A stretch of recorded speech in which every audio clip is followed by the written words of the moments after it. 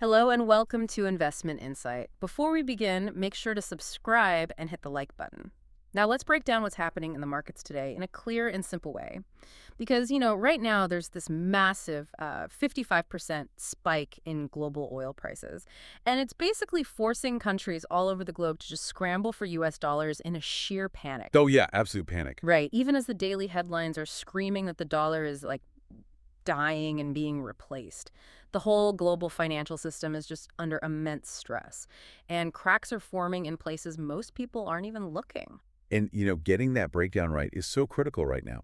Because if you're just an everyday listener, maybe watching your retirement account or just trying to figure out your weekly grocery and gas budget, the sheer volume of conflicting information out there is just, well, it's overwhelming, Oh, totally overwhelming. right? I mean, we've got a war in the Middle East. We have these violently fluctuating energy markets and shifting global trade policies under the current Trump administration.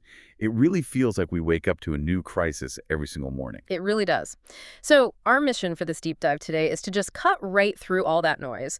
We're going to look at the actual data to make sense of these massive interconnected economic forces.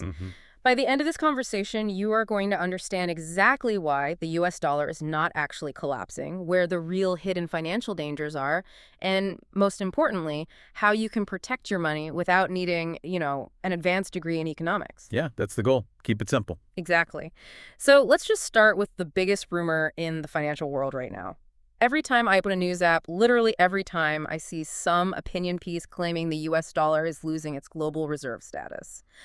The whole narrative is that countries are abandoning the dollar and moving to the Chinese yuan. Yeah, it's an incredibly popular narrative right now. And frankly, it feeds on anxiety. But when we actually look at the recent data, specifically from late 2025 and early 2026, the reality on the ground is completely different. The US dollar is, without a doubt, still the undisputed king, the foundational layer of global finance. Let's put some hard numbers to that, because when people hear a term like de-dollarization, they picture this massive, immediate exodus, like everyone is rushing for the exits. Right, but the latest numbers show that the US dollar still makes up nearly 57% of all global foreign exchange reserves held by central banks. Wow, 57%. Yeah, nearly 57%. To put that in perspective, the euro is sitting at around 20%, and the Chinese yuan, it's actually at under 2%. Wait, under 2%? Are you serious? That completely contradicts the headlines. Why is the yuan so low if everyone is constantly touting it as the dollar's replacement? Well, it really comes down to the mechanics of how money actually moves around the world. China operates with closed capital accounts, Okay, meaning what exactly? meaning the government strictly controls how much money can move in and out of the country. If you are a massive global corporation or a sovereign nation, you need to know you can access your wealth instantly, at any time, without a government stepping in and blocking your transfer. Right, you need your cash when you need it. Exactly. And the U.S. offers these deep, highly regulated, open financial markets. Until another country can offer that exact level of liquidity and legal certainty, their currency simply cannot replace the dollar. I mean, even looking at foreign exchange trades from earlier this year, the dollar is still driving roughly 88% of all global transactions. So the whole idea of a collapse is just statistically false. But I mean, I imagine the trend isn't completely flat, right? The headlines didn't just invent the idea that countries are diversifying. Oh, for sure. Saying nothing is happening would also be completely false. What the data actually shows is this very slow, gentle dilution. Gentle dilution, okay. Right. Countries are not dumping the dollar to go all in on the yuan. Instead, what they're doing is incrementally diversifying their reserves into gold and maybe some smaller regional currencies. Like, looking at the geopolitical landscape leading up to March 2026, China's central bank actually bought gold for 17 consecutive months. Oh, wow. 17 months straight. So it's kind of like a dominant tech monopoly turning into a market with a few boutique competitors. Yeah, that's a good way to look at it. Like you have this massive company whose operating system is on 90% of the world's computers, and people might start testing out a few boutique apps, or maybe they buy a secondary device to keep some data offline, which in this case would be the gold, right? But they're still running their entire primary business on that giant operating system. That is the exact mechanism at play, yeah. Yeah. The monopoly is just being mildly watered down. Yep. They are building small safety nets, little policy hedges against things like U.S. sanctions or trade disputes, but they are absolutely still operating within the dollar ecosystem. I am struggling to reconcile this one thing, though. If the dollar is still the undisputed operating system, why am I seeing reports that foreign central banks are aggressively throwing away our U.S. Treasuries? Doesn't that mean they're abandoning ship? If you trust the dollar, why sell the debt? Because that sell-off has absolutely nothing to do with rejecting the United States or losing faith in the dollar. It's actually the exact opposite. Wait, the opposite? How does that work? They are selling U.S. debt because they have a desperate, immediate need for cold, hard cash. It's not a rejection. It's a symptom of localized dollar stress, mostly driven by the recent geopolitical timeline. Okay, connect those dots for me. Where is the stress actually coming from? We have to look at the global energy markets. So following the outbreak of the Iran war in late February 2026, panic set in, and the price of Brent crude oil spiked by a massive 55%. A 55% jump in energy costs in just a matter of weeks. That is a staggering shock to the global supply chain. It is. It's huge. Now let's view this from the perspective of an emerging market in Asia, say India or the Philippines. These countries have to import the vast majority of the energy they consume. Right. And on the global market, oil is priced and sold almost exclusively in U.S. dollars. So when oil spikes 55%, those countries suddenly need 55% more dollars just to keep their factories running and their supply trucks moving. Wow. Okay, so they're hit with this astronomical bill, and it has to be paid in dollars. I assume this just creates massive panic and demand for the currency within their borders, which probably drives the value of their own local currency into the ground. Exactly. Their local currencies start dropping fast. And to defend their own money and pay for this incredibly expensive oil, their central banks have to step in. They need U.S. dollars immediately. And how do they get them? The fastest way to get them is to sell off their most liquid asset, which happens to be U.S. Treasury bonds. Recent data actually showed that foreign central bank holdings of U.S. Treasuries at the New York Fed hit a 16-year low. Okay, so it's exactly like having all your wealth tied up in your house. And suddenly, you have a massive, unexpected medical bill. Let's call that the oil price spike. Right. You don't sell your house because you hate the neighborhood. You take out a home equity loan because you desperately need the cash right now to survive the emergency. Yes, perfect analogy. Yeah. They're just liquidating a safe asset to cover a catastrophic emergency expense. And you know what proves this point?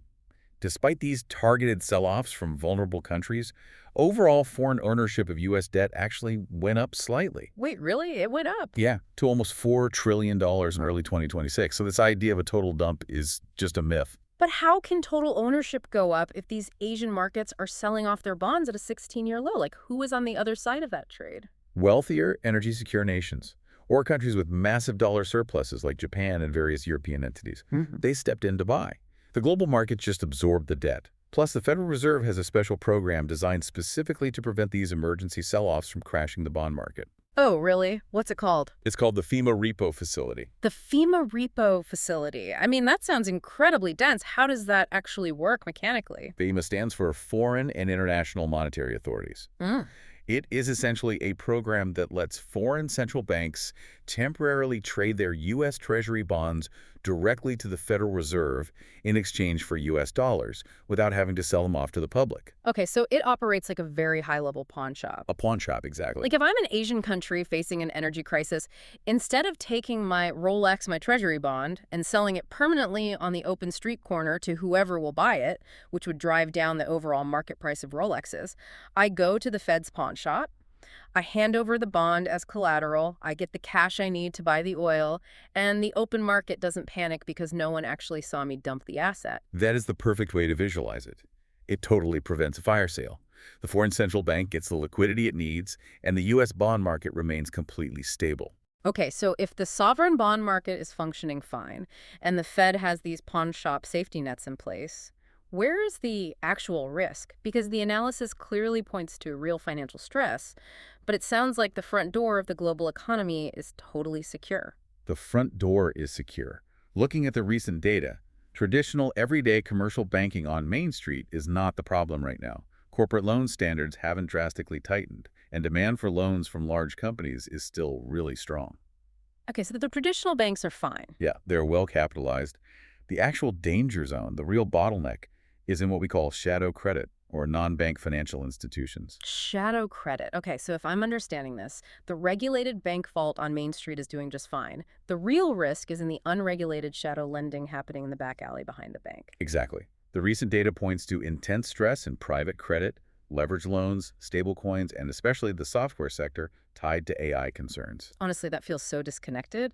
How does an oil price spike in the Middle East cause a crisis for an AI software fund? It all comes down to leverage and interest rates.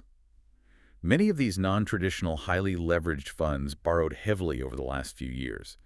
They took out massive loans to buy expensive tech infrastructure like NVIDIA chips, assuming that interest rates would eventually drop and they could just easily refinance their debt. Oh, I see. But the interest rates didn't drop. Right. Because of the oil shock, inflation stays high, which means the Federal Reserve has to keep interest rates high. Suddenly, the cost of servicing that massive debt becomes completely unmanageable for these funds. The math stops working. And I'm guessing the investors in those funds noticed that pretty quickly. Oh, absolutely. When the system gets shocked, these funds face massive waves of withdrawal requests, redemptions, from panic investors all at the exact same time. And unlike a traditional bank, they don't just have the cash sitting in a vault. For everyday investors, doesn't this mean we really need to look under the hood of where we put our money? Like making sure we can actually get it out when we need to? Yes, 100%. Investors must look at funding structures, not just high surface-level returns. If an investment is tied up in highly leveraged shadow credit, it creates a severe liquidity mismatch. They have long-term assets like server farms, but face short-term demands for cash. They can't just sell half a data center overnight to pay you back. That makes a lot of sense. So we've got the global scramble for dollars, the shadow banking sector facing a liquidity crisis, and the energy shock. All of these external pressures, the war, the oil spikes, have landed squarely on the desk of the Federal Reserve. It just creates an impossible choice for them. It really is a nightmare dilemma.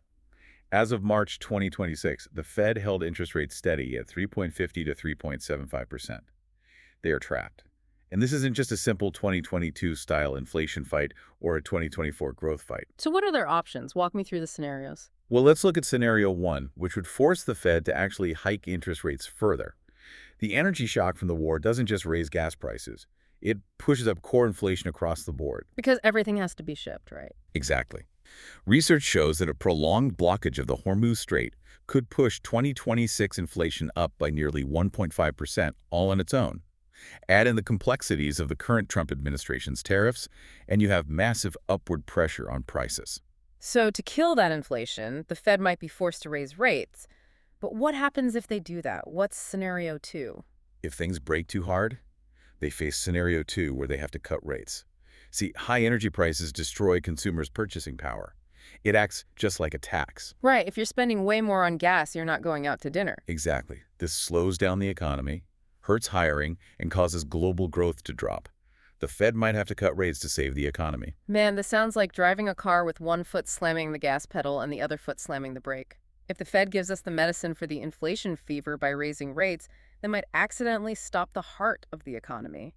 How on earth do they choose what to treat first? It's incredibly difficult, which is exactly why the first current stance is a highly cautious, data-dependent wait-and-see. They just cannot afford a policy here right now. Which brings us to the most important part for you, the listener. With the Fed trapped and the dollar experiencing localized stress, what do you actually do with this information right now? Right. Let's bring it to the present moment, April 2026. We currently have a fragile 2-week U.S.-Iran ceasefire. It has slightly cooled oil prices, shifting market bets from rate hikes back to possible rate cuts later in the year. But oil is still pretty high, right? Yes, it remains about 30% above pre-war levels. The Fed's Mary Daly recently noted that while the U.S. economy is in a good place, it is just too early to declare victory. Okay, so what are the actionable takeaways for a beginner investor based on this data? There are three main things. Number one, keep the U.S. dollar as your primary liquidity safety net. Despite all the noise, cash is still king when things get volatile. Good to know. What's number two? Two, use gold and energy as hedges against geopolitical chaos. If things floor up again, those assets traditionally hold their value or go up. And number three, how do we handle the stock market? Number three is using a conditional barbell strategy for stocks. A barbell strategy, what does that mean? Think of putting weights on the two extreme ends of a barbell and leaving the middle empty. If peace holds, consumer and transport stocks might really rally because fuel costs drop. So you weight one side with those. Okay, and if the conflict returns? You weight the other side. pivot to energy, defense, and large companies that have strong pricing power, meaning they can easily pass their increased costs on to consumers without losing their business. So basically, don't make massive all or nothing bets right now. You don't bet the whole house on black when the roulette wheel is still spinning this wildly. You want to own companies that have cash, don't rely heavily on foreign loans, and can easily raise their prices if inflation bites again. That is exactly it. Perfect summary. Awesome. Well, this has been incredibly eye-opening. Before we go, is there a final thought or something our listeners should really be paying attention to? Yeah, absolutely. Here is something to mull over. While the U.S. has this incredible privilege of printing the world's reserve currency, and we are a net energy exporter, what happens to emerging markets? The ones you mentioned earlier, like in Asia. Right. They have to import their energy and they have to borrow in U.S. dollars. The real breaking point in the global economy might not happen on Wall Street at all. It might happen in a vulnerable, developing nation that just collapses under that dual pressure. Oh, wow. Yeah. And in our interconnected world, that shockwave will eventually reach everyone's portfolio. It's something we all need to watch. That is definitely something to keep an eye on. Don't forget to subscribe and hit that like button.